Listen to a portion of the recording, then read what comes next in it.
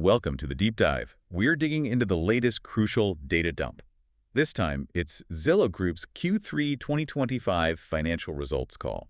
We're here to turn those dense numbers into, well, clear strategic knowledge for you. That's right. And our mission today is precision. We're focusing exclusively on the CFO's perspective from that call, just the prepared opening remarks. Right. No CEO talk, no Q&A distractions today. Exactly. We want to see how the company, through the CFO's lens, is translating strategy into, hard financial performance and really pinpoint what data points matter most for you, our listener. Okay, so let's dive right in. Let's hit those headline metrics first because, frankly, they show some serious outperformance, especially given the housing market. Yeah, they definitely came out strong. Total Q3 revenue hit, $676 million. That's a 16% jump year over year. And importantly, it was above the high end of their own forecast range. And that revenue beat wasn't just top-line fluff. It came with real operational efficiency. Yeah. You saw it in the profitability, their EBITDA. That's their adjusted earnings metric. Right. EBITDA. It came in at $165 million, which, like the revenue, also landed above the high end of their outlook. Okay, $165 million is a solid beat. But what does that number really tell us, about the underlying health of the business structure? Well, it tells us quite a lot about margin expansion. The EBITDA margin itself was 24%. Now, that's over 200 basis points higher than it was just a year ago. 200 basis points is a significant jump. It is, and it's not just a blip. That 24% margin, it sort of validates the big strategic shift they made, moving away from capital-heavy iBuying towards this more scalable, software-driven platform. They've really de-risked the model, and it's showing up here. Yeah, that makes sense. And thinking about scale, I think the CFO mentioned something about the trailing 12-month figure. Yeah, good point. Trailing 12-month EBITDA grew 29% year over year. 29%. Wow. Okay, that's nearly double the annual revenue growth rate we just talked about. Exactly. And that confirms they're achieving real operating leverage. Revenue's coming in faster than the underlying costs are growing to support it. That's the magic combo investors look for. Growth and cost discipline. Right. And it flows down ultimately to GAAP net income. They reported $10 million for the quarter. So they're delivering actual GAAP profitability, even in this, let's say, challenging environment. Okay, profitable growth, expanding margins. Got it. Yeah. Let's move beyond the bottom line then and see where this revenue is coming from, starting with the biggest piece, the for-sale segment. Still the core. For sale revenue was $488 million. That's up 10% year over year. 10%. Sounds decent on its own. It does, but the context makes it much more impressive. The CFO was very clear. This 10% growth was roughly 500 basis points better than the overall residential real estate industry growth. The industry was only growing mid-single digits. Wait, 500 basis points? Like 0.5% above the market? Well, things are still pretty tough out there with affordability and just general volume. Exactly. So how are they doing that? Is it just Zillow being Zillow, the big platform? Yeah. Or is something specific working, like new tools for agents? It seems to be the latter. It points to strong execution on their core strategy, getting agents better tools, improving how they manage leads through the funnel. They're not just riding the waves. They're actively taking share, helping agents who really need those high-quality leads right now. Okay, optimizing the service. Yeah. And that outperformance, did it carry over into the mortgages part of that segment? It did, yeah. They also outperformed the broader purchase mortgage origination market. The industry overall was estimated to be roughly flat for purchase originations in Q3. Flat industry, but Zillow grew. Okay. Okay, let's break down for sale a bit more, the core residential part. Right. Residential revenue, that's mostly the listing services, hit $435 million, growing 7%. But here's the kicker. That 7% growth was actually an acceleration. It was up 100 basis points from Q2's growth rate. An acceleration. Even though the CFO mentioned facing a tougher comparable, what does that mean exactly, a tougher comparable? Yeah, finance speed. It basically means the quarter they were comparing against, Q3 of 2024, was unusually strong. So the bar was set really high for this year's Q3. Okay, so it was harder to show growth this time around. Much harder. They mentioned a 400 basis point tougher comp quarter over quarter. So to actually accelerate growth from 6% in Q2 to 7% in Q3, despite that high bar, it really shows strong underlying momentum in lead quality and agents adopting their systems. Got it. That definitely adds color to the 7% number. Now, what about the other piece, mortgages? You said it outperformed. Hugely. Mortgages revenue grew 36% year over year, hit $53 million. 36%? Yeah, it's a big number. And the specific driver the CFO pointed to was purchase loan origination volume. That grew 57% year over year, reaching $1.3 billion. 57% growth in loan volume. I'm out. It ties directly back to strategy. They're pushing to integrate Zillow home loans much earlier in the home buying journey on their platform, make financing easier, smoother. So it's not just about getting mortgage revenue, it's about making the whole deal close faster, keeping people on the platform. Exactly. It feeds the whole ecosystem. Easier financing helps close deals, which is good for agents, good for buyers, and yes, drives that mortgage revenue line. Okay, clear link there. Let's shift gears now to what feels like the real star of the show lately. The rentals segment. Definitely the growth engine right now. Rentals revenue came in at $174 million. And the acceleration is, well, it's pretty remarkable. Wow, remarkable. Growth sped up to 41% year over year. And that's up from 36% growth in Q2 and 33% back in Q1. It's clearly picking up steam. 41%, that's serious speed. And it must be changing the overall shape of the company, right? Fundamentally, rentals now make up 26% of Zillow's total revenue. Just a year ago, it was only 21%. So you can see they're successfully building this really strong, separate revenue stream. It's less tied to the ups and downs of the home buying market. Diversification in action. Okay, inside rentals, what's the main driver? I assume it's the big apartment buildings, the multifamily part. You got it. Multifamily revenue grew 62% year over year. 62%. And that itself was an acceleration from 56% growth in Q2. Wow, how are they achieving that kind of multifamily growth? Just signing up more buildings? Pretty much.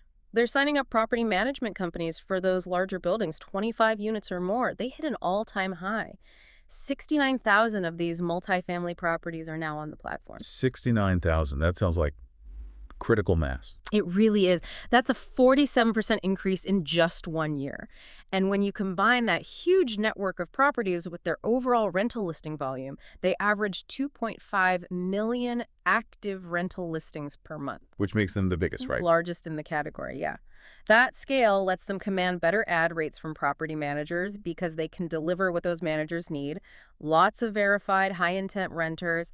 The value prop is scale and quality leads. And that allows them to grab more spending from those property managers. Exactly. They're expanding wallet share fast. The CFO is definitely framing rentals as their next big billion-dollar-a-year opportunity. Okay, impressive growth story in rentals. But growth often comes at a cost.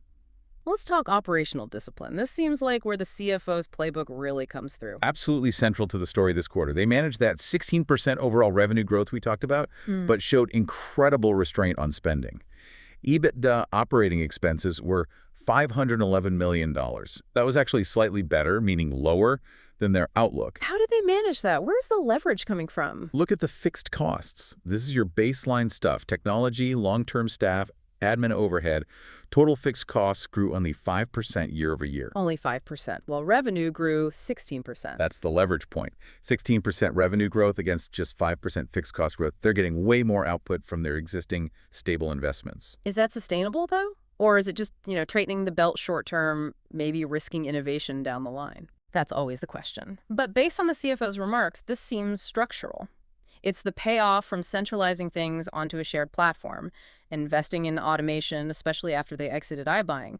They don't need massive hiring sprees to grow revenue now. So more revenue per fixed cost dollar. Right. It lets margins expand organically, and it's real discipline. They even pointed out that share-based compensation expense was actually down 8% year over year.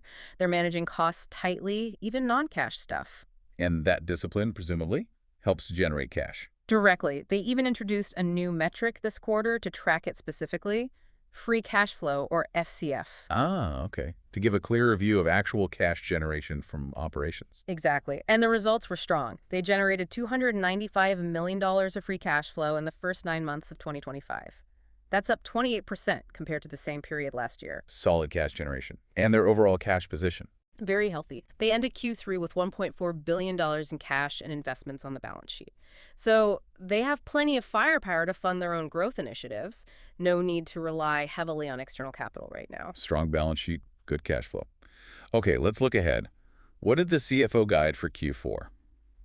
The outlook remains pretty confident. For Q4, they expect total revenue between $645 million and $655 million.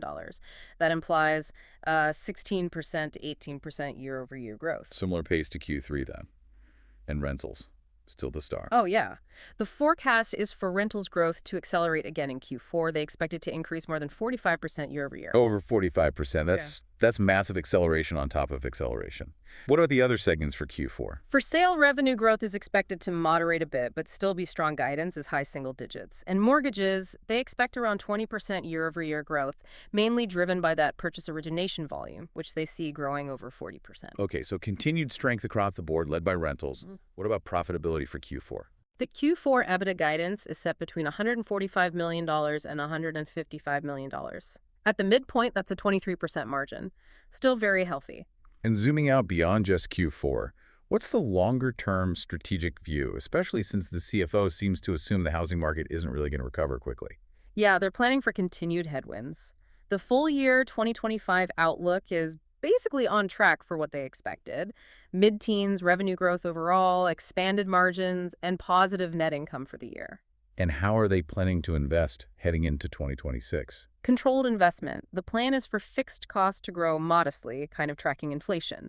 But they'll strategically invest in variable costs, spending ahead of revenues, specifically in rentals, and by hiring more loan officers for the mortgage business. Pouring fuel on the fastest-growing fires, basically. That's the idea. And looking at 2026, the early read is they expect a similar pattern. Continued growth, continued margin expansion, all built on the assumption that the housing market itself will just sort of bounce along the bottom, as the CFO put it. So they're not banking on a big market recovery to hit their numbers.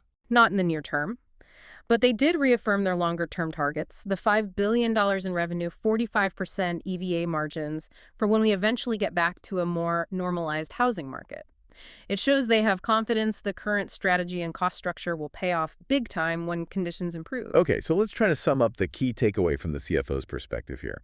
It really feels like it's not just about Zillow growing revenue anymore. No, it's more fundamental. It's that they've successfully reworked a business model. They've proven they can generate significant leverage, expand margins, deliver actual GAAP profit, almost regardless of what the broader housing market is doing. Right. The formula seems to be working. Integrated services, focus on software, and really tight cost control. That's driving the margin expansion. And that cost discipline is what enables those strategic bets, like you mentioned. Precisely. The CFO basically said their efficient structure lets them invest in variable costs ahead of revenue, pointing right at rentals and mortgages, which, thinking about it, raises a really interesting question for you, the listener, to ponder as you watch Zillow going forward.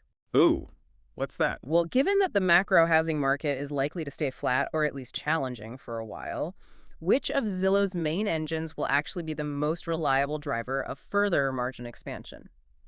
Is it the super high growth rentals business? Or is it the core for sale segment, which keeps outperforming the market even if its overall growth rate is lower? Interesting. Where does that incremental investment dollar yield the best, most sustainable margin improvement in a flat market? Exactly. That's the strategic tension to watch. Where will the execution really shine through on the bottom line? That is definitely the key question to track in the coming quarters. A great thought to leave things on. Thank you for joining us for this deep dive into the Zillow Q3 2025 financials, focusing on that CFO perspective. Glad to be here. We'll catch you next time on The Deep Dive.